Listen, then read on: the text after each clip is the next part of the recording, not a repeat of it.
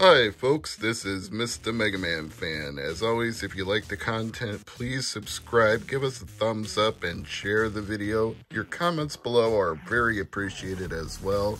Today, I'm trying collecting in reverse on the Retro Hunting Adventures. And what do I mean by that? Well, I saw an eBay lot that was just too good to pass up for some boxed games that had no games. So then I decided, let's try this as an experiment. Let's see how many of these games I can find loose before the lot of boxed games arrives, and see how many of them I can complete.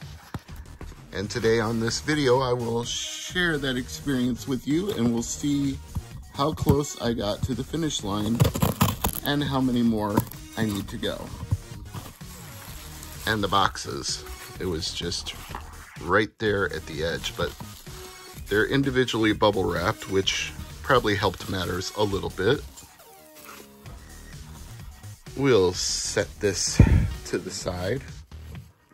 I also got some protective sleeves at the ready. We have Treasure Planet, Cat in the Hat, and Shrek 2, Beg for Mercy. Now, Treasure Planet, I wasn't able to find loose, and I hit a couple of different stores looking for it. No luck, but such a nice box, other than maybe one small blemish there in the corner. But I mean, it's not going to be graded for sale in a slab. It's not going to be put under glass, so I think I'm okay with one corner being slightly worn. You know, you'd be fooled into thinking there was a game in here based on the weight. It feels heavy, and that's because all the other things are in there other than the game. Let me show you. See, we've got the sleeve the game would go in. That's always a plus. Box sellers don't always include those. And look, we've got all of the inserts here. And I do mean all. There's a reason I picked up this lot. Got a warranty card here, Disney Interactive, a Nintendo Power promotional thing, and and the actual manual. All of that, plus the insert, all in this box. Pretty impressive, if I do say so myself. Oh, there's even more in here. Health and Safety Manual. DMG USA 12. It is quite the little bundle.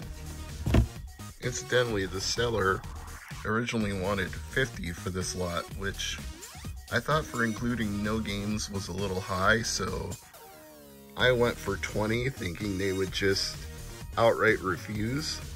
And then they met me in the middle at 32, and I thought, well, let's price the boxes and the manuals without the games on a pricing service and see if that adds up. And it ended up being, even with tax and shipping, about $10 less than buying all of them individually. And of course, having to get each one shipped individually would have cost way more, so the math worked out at 32. Not nearly as much stuff inside Shrek Beg for Mercy, the precautions booklet, and the instruction booklet, but based on this seller, I would suspect that was all that was ever in there to begin with. I don't think there would have been a poster or an insert of any kind. And wouldn't you know it, Shrek Beg for Mercy is one of the ones I was able to pick up locally for $5. So this will be a complete copy.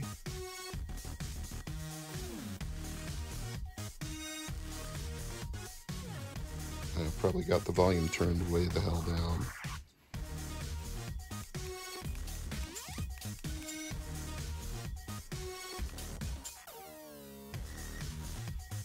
previous owner played it to 21%. Good for them.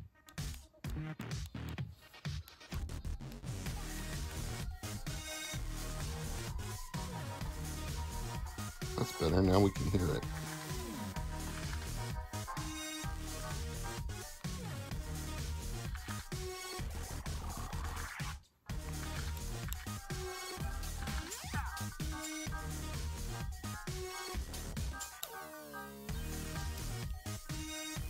I think it's good enough to know it works.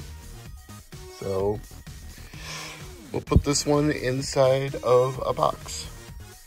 That's Shrek 2 Beg for Mercy all boxed up. Probably not the most desirable of games, but a few bucks for the box and manual and a few more bucks for the game itself, and now I have a complete in-box game. And I definitely didn't pay $19.99 for the Cat in the Hat, despite what it says there on the box. Whatever store that price sticker came from. It's not one that I recognize. Okay, we got a Cat in the Hat poster, a precautions booklet, USA 1, a ticket software registration,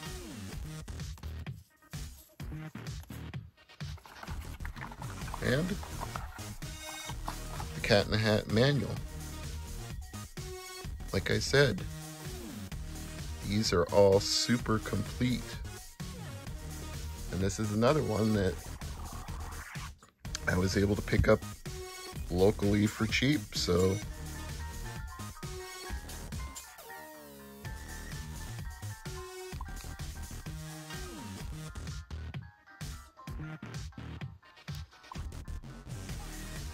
somebody played 3.6% of this game. And wouldn't you know it, it's another platforming game. And so we have another complete in-box game. I think I'll just set the phone down to get this next brick open. Okay, our next set of 3 starts with 2 games in 1. Scooby-Doo Cyber Chase and Scooby-Doo Mystery Mayhem. I love the fact that the previous owner kept all the manuals and all the inserts. That is just a beautiful thing. And wouldn't you know it, I just got a notification saying your package was delivered. Well, thanks, I know. Out of all the loose GBA games I picked up, the Scooby-Doo 2-in-1 was the most expensive. Go figure. Probably because there's 2 games on it. It's a very simple selection screen.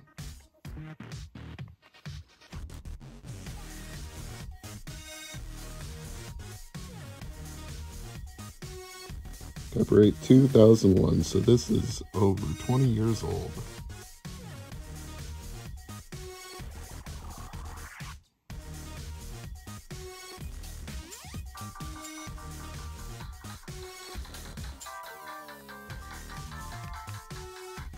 I'm satisfied.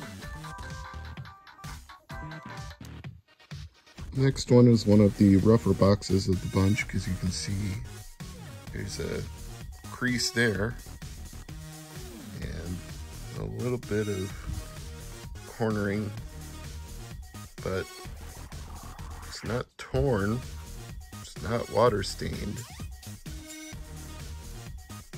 It's very nice for the age. All of these are very nice for the age. That's part of the reason that I wanted this lot, was because these boxes looked like they had been well handled. And we have the precautions booklet, USA 1, Stunt Track Challenge, and here's the game. So let's test the game.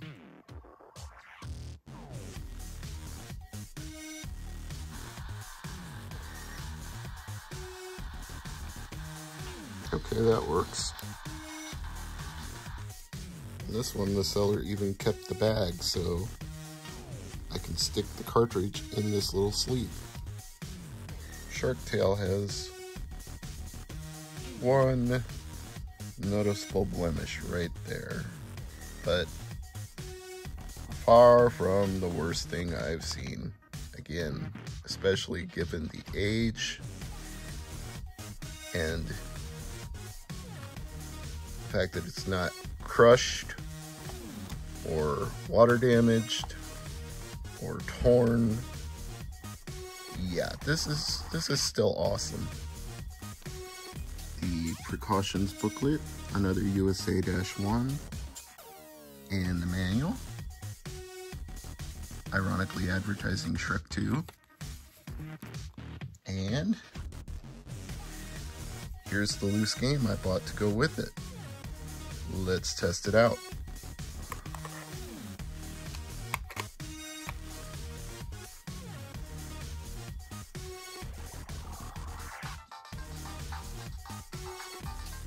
I think it's safe to say this one works.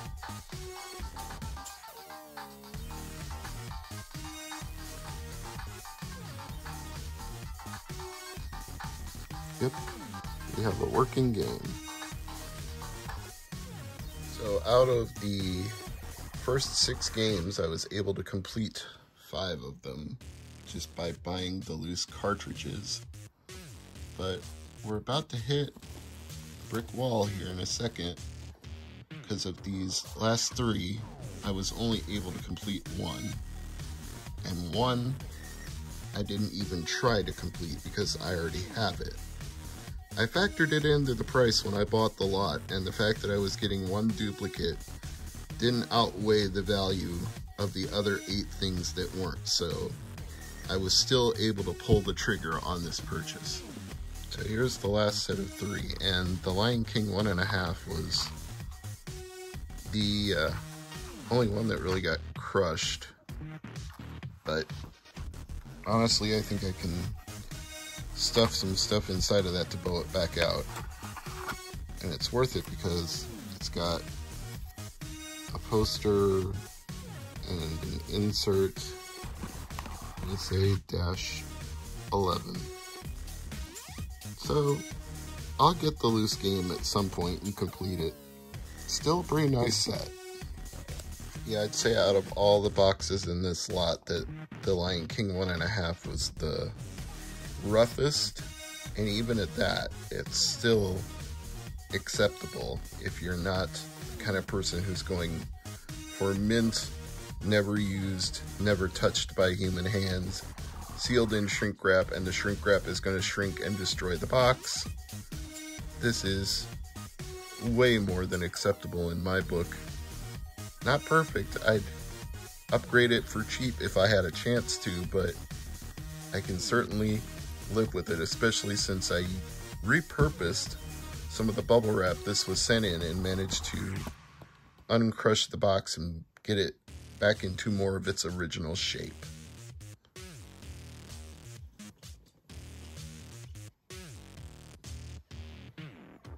Next, The Incredibles. Instruction manual, precaution booklet, USA-6, and that's it. And I have the game, which I picked up loose for just $3. There were actually 2 copies in the display case, so I had a feeling it wasn't going to be too expensive. Let's try it out, shall we? The Incredibles. Press start? No, I'll press quit, because we're just testing them. And the last one we have here is the one that I already had. Frogger's Adventures Temple of the Frog. But still, you know what? It's a nice box. I could always put this one in a retro swap box to trade somebody. Let's take a look at the contents. And who knows? Maybe somebody will need Frogger's Adventures down the line. If so, then I've got the instruction manual, the precautions manual, USA-1, and the box. I've got the set. But just to show you the game itself, I'll put my EverDrive, because I've dumped the ROM of it, and we will look at the game real quick.